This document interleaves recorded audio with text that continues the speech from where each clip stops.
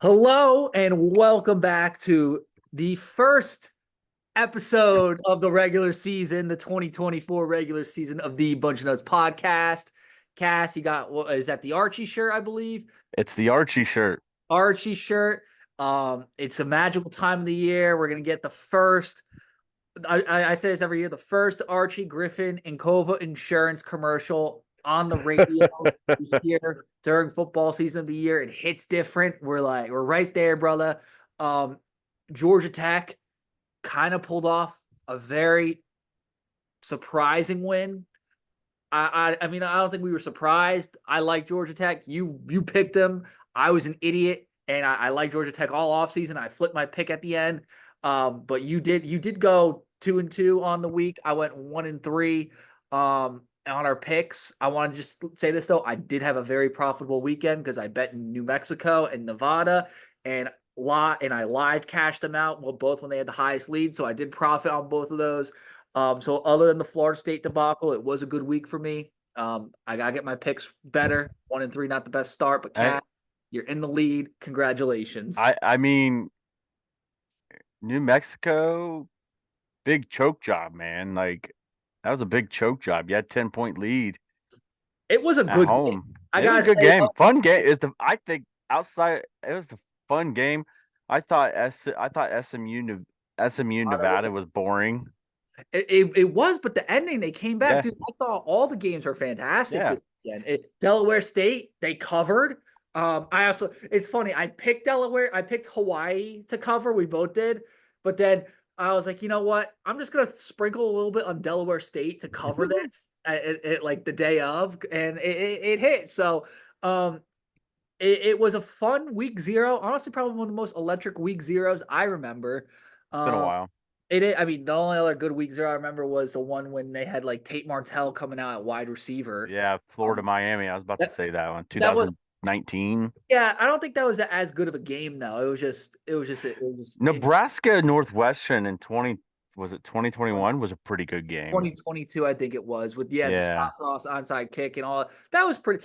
But it really felt like this week with Florida State Georgia Tech that had implications. That absolutely had big implications. And Playoff. college game day was the best college game day show I have seen in a long time. Like Nick Saban fills that role perfectly up with up with Pat McAfee, Kirk Herbstreit. The best line of the day for me was when they were talking about Nick Saban said Herbstreit wasn't the only one getting hammered about all of Florida State. Oh yeah. Uh, and then Pat McAfee's like, "Well, I got hammered last night." So, but it was good, obviously. And then Nick Saban calling out Desmond Howard. He's like, "You just can't pick the Buckeyes, can you?" Obviously, or he picked Oregon to win it all, and then picked Oregon to win the Big Ten. They all picked Ohio State to win the Big Ten, but a lot of them didn't pick Ohio State to win the national championship, and I'm okay with that. I'm okay with that. Like, if we can get just Joel Klatt and Josh Pate to pick the Buckeyes to win it all, I'm okay with that. I'm okay with that too. I think the funniest thing of the week, and then we'll get into Akron. The funniest thing on game day, and I'm so excited by the way to see my guy Lee Corso this Saturday. Yeah. It doesn't feel the same until I see Mr. Corso out there. He has a special place in my heart, Cass. I know some people are like, "Oh, how could you wheel him out there and stuff?" Well, I hate to break it to you, but this country has been wheeling out Lee Corso as president for the past. So, you know what? Let me live and enjoy my hero on Hey, TV. don't compare Joe Biden and Lee Corso. It's insulting to me. Lee Corso is a legend. Joe Biden is not a legend. Yeah. But the best tweet of the weekend goes to Kirk Cardale Jones tweet of the week, bringing us back. Goes Yes, we goes to our need boy to. goes to our boy Kirk Herbstreit. He says, "Man, tough loss for the Knowles over an island to a good GT team. The great news is with the new 12-team playoff, there's plenty of opportunities to climb back into the bracket, regroup, and keep battling." And it's just kind of petty because, like, obviously, the whole situation with Florida State last year. Herbie obviously didn't like them. FSU fans took that personally. He kind of clapped back right there. I loved it. I thought that was Very and funny. and you know the Homer Simpson meme where Homer Simpson backends to the shrubbery. Yeah. Oh yeah. That is all the Buckeye fans who preached and preached and say, "We need DJU. We need DJU." Dude was Cass, awful. he is bad. I We dodged a bullet. We no, dodged a yeah. bullet. Well, you know what? I don't know if we did dodge a bullet because, and this is the question I wanted to phrase to you. Seeing how DJU played with Florida State, do you think that maybe Jonathan Smith is a genius at Michigan State because he made DJU look very good last year? And is that maybe a problem now for the Buckeyes? Is Michigan State potentially a sleeper? Is that I will say, it may be a thing with DJU where he looks bad in openers. Like he didn't look very good last year in Oregon State's opener. So it could be just they played a San Jose State, I think, right? yeah. They It, they won. I mean, okay, they should easily win that. He wasn't electric, but they did win. yeah. So He, maybe it's just I I don't know. Maybe it just because DJU turned it on in late in the year. Like maybe he's just one of those guys. Like, hey, it takes a minute to get going. But he stunk. Like he I was mean, bad. look, I'm kicking myself because I remember when we were doing like, oh, who's winning the conferences, who's winning the 12 team, like who's our playoff bracket. I just kept harping that like Florida State stinks. Like you remember me just saying they're not Yeah, good. I thought they were good, I and they played still can be. I don't know. They're junk, bro. And I played with them like on NCAA, and I'm like, they're terrible. They're not fun to play with. I think their running back's good. The guy who scored their touchdowns, I think he's a much better player in real life. But outside of him, I think they're hot garbage this year. I can see 7-5, 8-4 with them this year. Yeah, we'll we'll see. We'll talk more about because they got a game this week, I believe, A too. So Monday, Boston College. They'll get Yeah, right there. If yeah. How yeah, did they open up with two ACC opponents back to back? That's insane. yeah, it's And interesting. it's not hard because Kyle McCord didn't look very good last year against Indiana. You're opening up on the road initially against a conference opponent. I mean, it's either there or that. So I'm not. We'll Absolutely. give them a couple more games. We'll see. So obviously the Buckeyes have I'm not gonna say a big one. They have won this weekend. It's something, I guess. It's Akron. Their 2 wins last year were against FCS opponents. Bomb the barrel of the MAC. This should be a massacre. I mean, Cass, you sent me that article. They That article. Let's put it this way: the article. This team returning receiver 188 yards receiving last year. They're returning rusher 18 yards. The problem is they must be so bad that they didn't even list their names. They do have a lifelong backup quarterback, Finley. He was at Cal. He Yeah, was he at was at Cal and then NC State. NC State, but he's been a backup his whole career. I believe the best player in Akron's offense is Adrian Norton, the receiver. I believe he was an LSU recruit at one point. Oh, so this is how bad this is from the 11 Warriors website. No returning players rushed for more than 14 yards last year. That's total. No players returned who hauled in more than 188 receiving yards. Out of the 133 teams in college football, they ranked 130th in scoring and 129th in yards per game in 2023. And I apologize. It's not Adrian Norton. Alex Adams is the receiver. Yeah. And so Alex Adams is their best receiver. He has over 1,000 yards in his career. He he was an LSU recruit, so he played there in 2020, 2021, and then kind of, I mean, that's kind of a slide if you go from LSU to Akron. No idea how a Mississippi kid ends up at Akron after going to LSU. In 2022, he had 855 yards, pretty good year, 9 tutties. And then 2023, he did not have the best year last year. He had 188 yards and 2 touchdowns. They're definitely their best receiver though, Alex Adams. I mean, when a school like Akron has an LSU recruit, that's Yeah. It's not going to be pretty. Yeah, Finley is he's a fifth-year player with 2 years of eligibility because of COVID-19.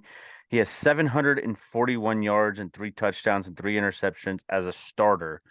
That was back in NC State in 2022. He passed for 572 yards with Cal.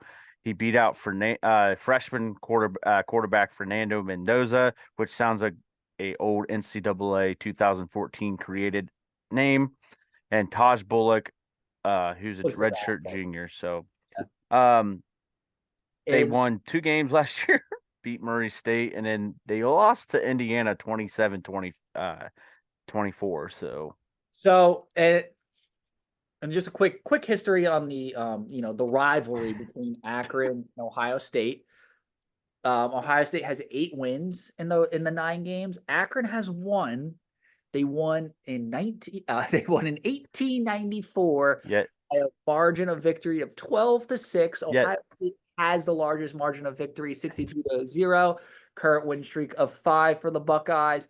Last time they played was in 2021, I believe, which yep, was Kyle Kyle McCord's McCord. start. Score was 59-7.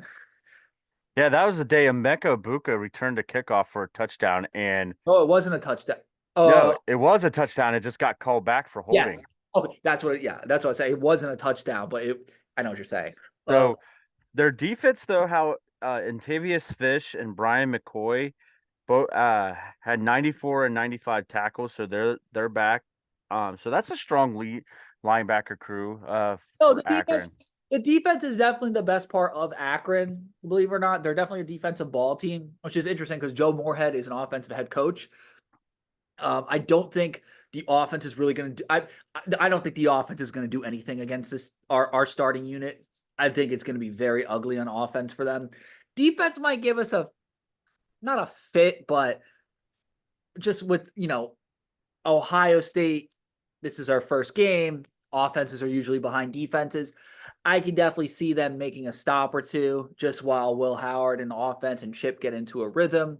They'll come out, make the adjustments, slaughter them in the second half if the job has not been done already. Yeah, and Ryan Day, at his press conference yesterday, basically said, "Look, we're from start to finish of a game, we want to be the hardest working." That's their mantra this year: the hardest working team in America. And he said that means everybody's got to grade out 80, 80, 90 or higher in this game, especially. He's like, if everybody does that, we're gonna win. What we have to do. They asked him, he's like, did you know last time Akron beat Ohio State was in that year, 12-6? He's like, well, no, I did not know that. So, um, I don't expect much out of Akron. And I don't even think Akron expects much out of them. I think they're going to come in, collect a big paycheck, get a chance to play in some of these guys to play in the shoe, some of these guys for the second time. And And some of these guys, bro, it's the first time. It's some of these yeah, guys are Ohio kids. They obviously did not get into Ohio State, but it could be a dream for some of them. It could be a big day for some of them. I love these non-conference matchups with the local teams because you get the fan bases. They get yeah, to come in Ohio. It makes yeah. it fun. I like scheduling these teams as opposed to a MAC team from Michigan Or or like the couple Boston. years ago, where like, I mean, I understand New Hampshire, Ryan Day, but like New Hampshire, like next year, Grambling State, like Yeah. coming in. But like, if you look at it this way, let's main our focus to Ohio State. Emeka Buka and Brandon Ennis are your kickoff returners. That right there, and then I think, believe it or not, is Brandon Ennis returning punts. Love it. Love it. I, Like, lo- Ennis is that guy. He's gonna do the dirty work. I think that's a perfect position, and he's a guy who's gonna buy in. He's tough. He's not the fastest, but we've seen him how he housed the touchdown against Purdue, so he has some explosiveness. But he's tough. He's a tough guy. He kind of reminds me of like a Steve Smith a little bit, player mm-hmm. like that, like Steve Smith, like Panthers, Ravens receiver. Kind of same mindset, like small but very physical, tough.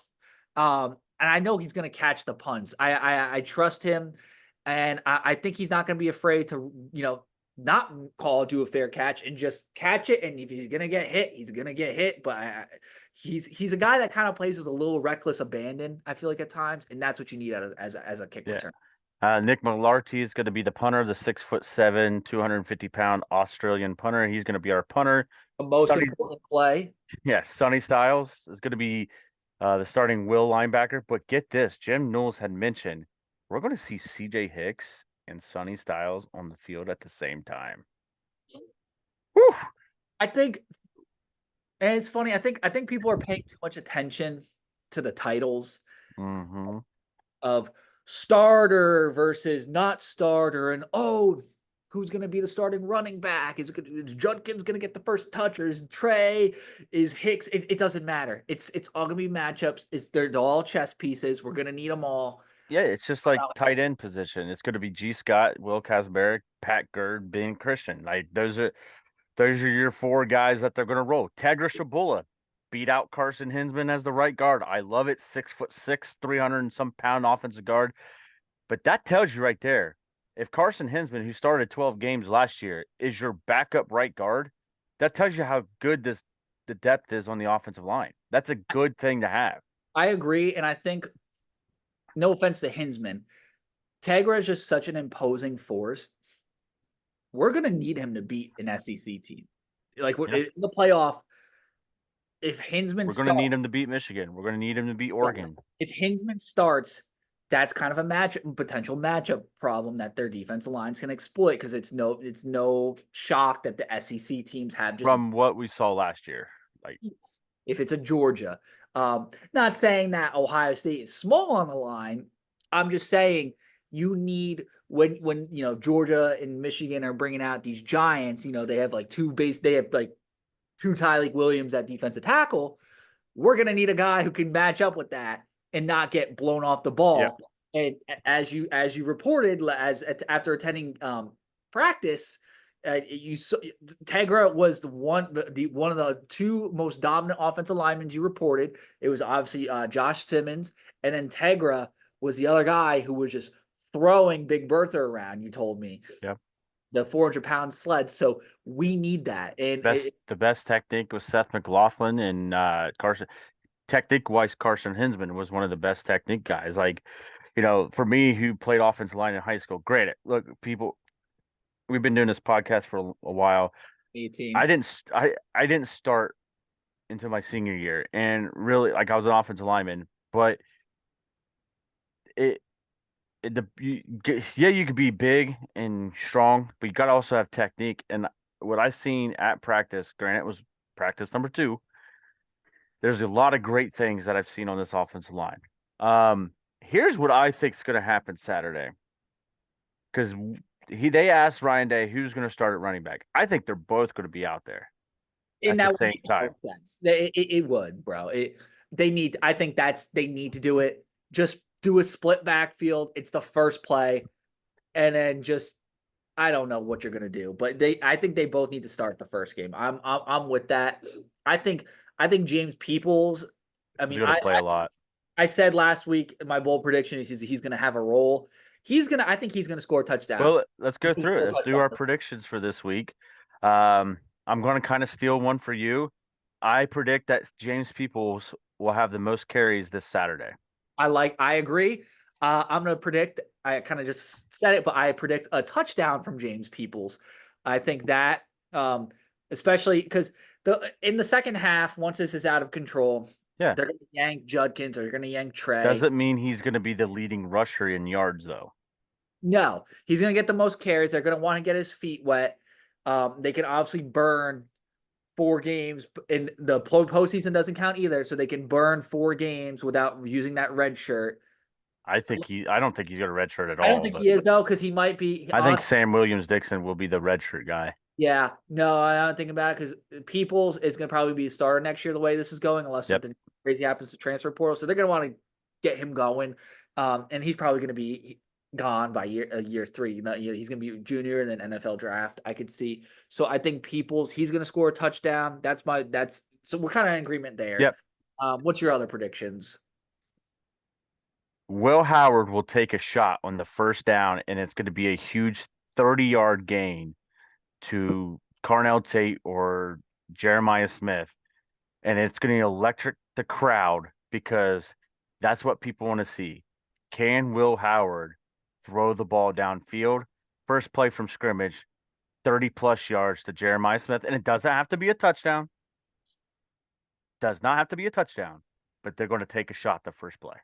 My prediction, my other prediction is I think Caden Curry or Kenyatta Jackson will get a sack. I think they're the Ohio State has, I think, the best defensive line in America, and those two guys would start basically anywhere else. And when they pull Sawyer and JTT and all, it's not going to be fun for Ben that. Finley is not mobile. No, I'm going 5+ sacks for the defense, for the Ohio State Buckeyes defense.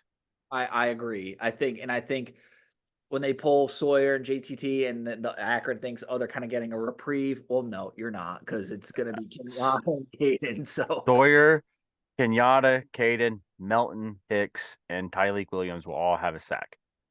okay, I like it. Offensively, I'm trying to think of another prediction. I think it's tough. I think Ohio State will have at least 2 holding penalties. Negative prediction, just due to sloppiness in the first game. I predict at least 2 holding penalties. You got 2 holding penalties, and does it have to be offensive line? Could it be just holding penalties in general? Like, you could have a holding penalty on kickoff return, hence the fact that Emeka Buka returned one 3 years ago for a touchdown and got called back for a holding or a block in the back. I'm saying like offensive line, bro. Okay. I'm saying more offensive line and like tight end. Please not be the starters. I think we're getting at least 2 holding penalties, and they'll clean it up. I'm not worried. Or yeah. So yeah, I think and that's gonna be something people are gonna freak out about, I feel like, but it'll be all right. I predict that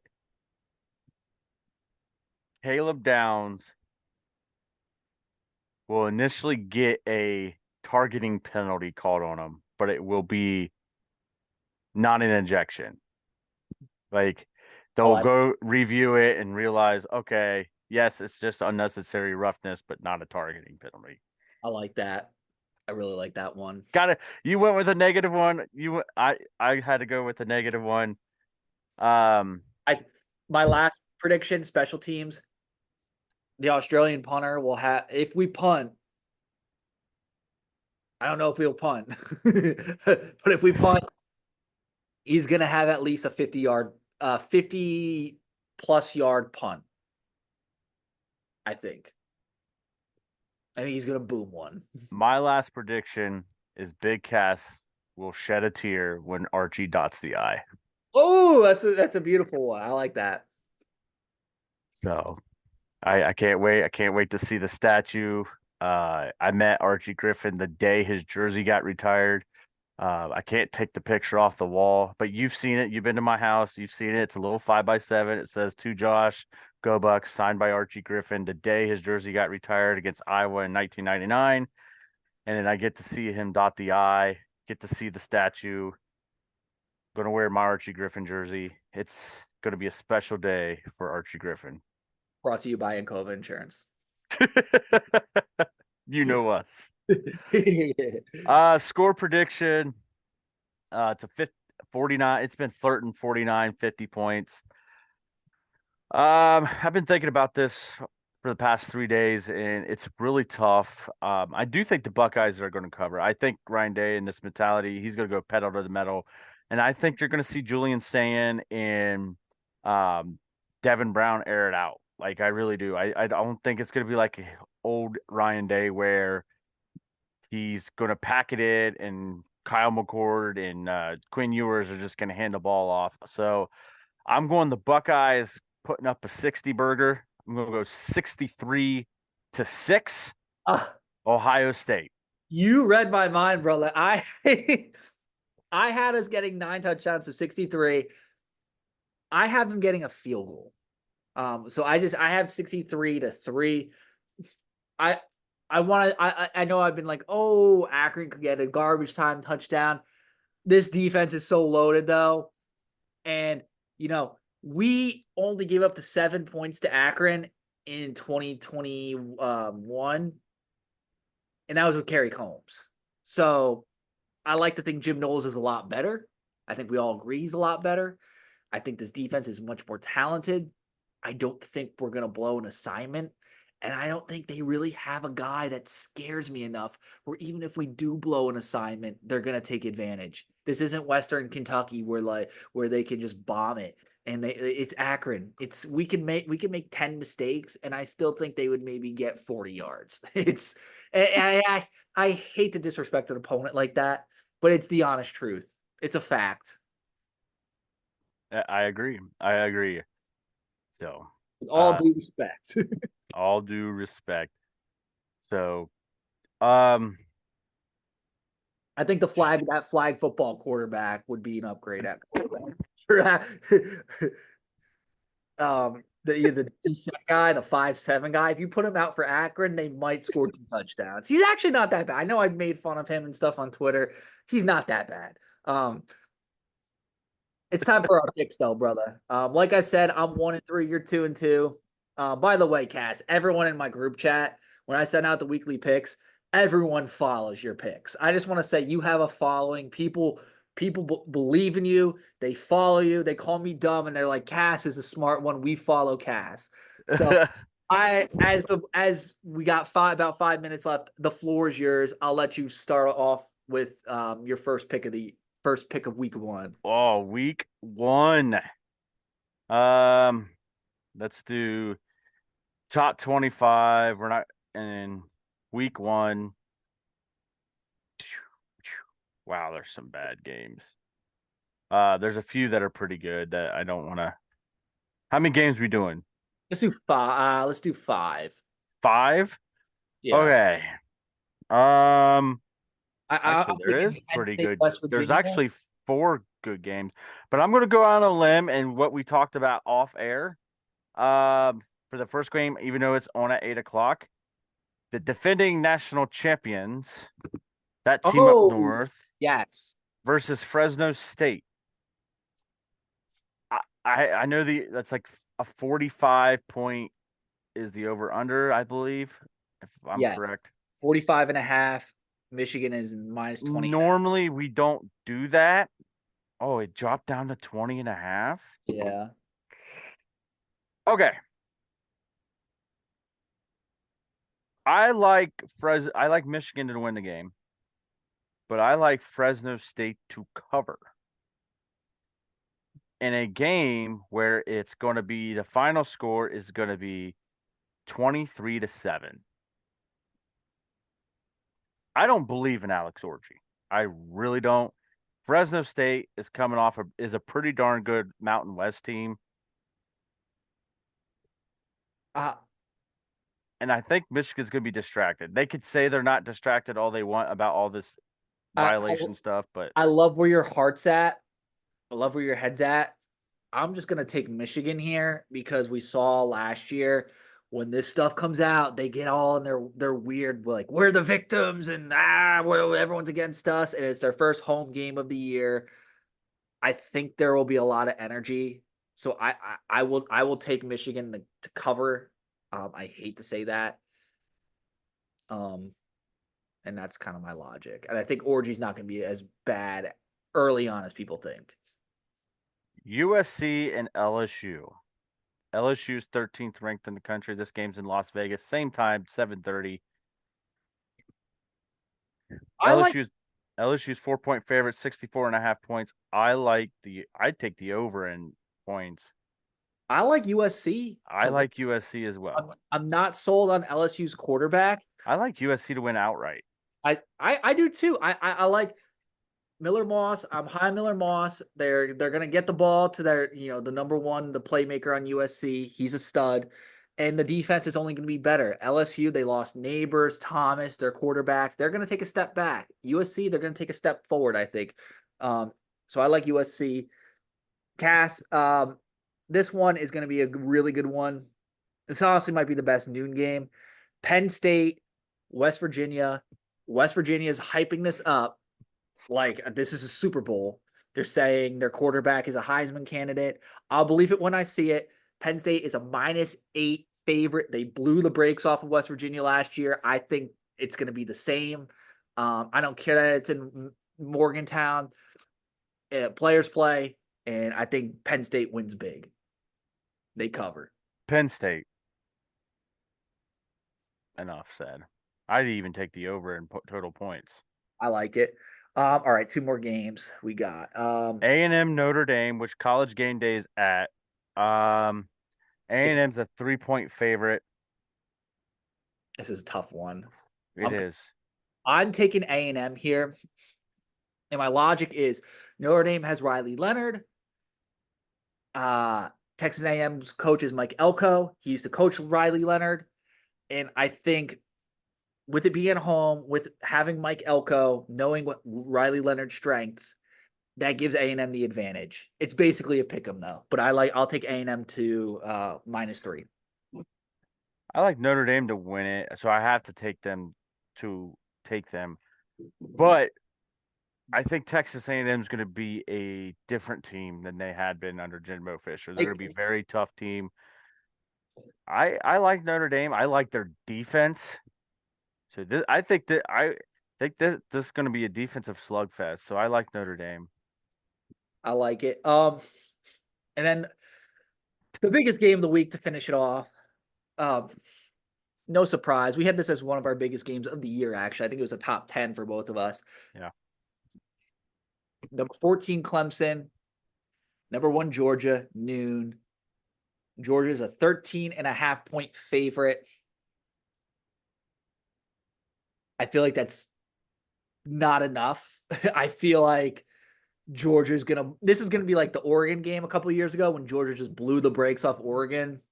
I like Georgia big here. I'd be shocked if Clemson covered this. I'd be shocked. Yeah, I'm with you. I don't like Clemson at all.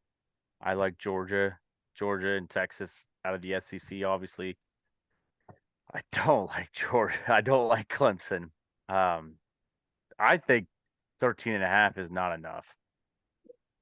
No, it's weird. There's some weird lines. I'm not gonna lie. That line and the Notre Dame line, they're like begging you to take Notre Dame. And that's what kind of has me suspicious about some of these. But those are our picks. Yep. So, we'll you got those written down, right? Yeah, I have it written up here, brother. We got about 20 seconds left. So, thank you everyone for listening to another episode of the Bunch of Nuts podcast. Buckeyes hopefully get a big victory this weekend, and we'll be back to talk about it, next week. Go Bucks, baby. Go Bucks.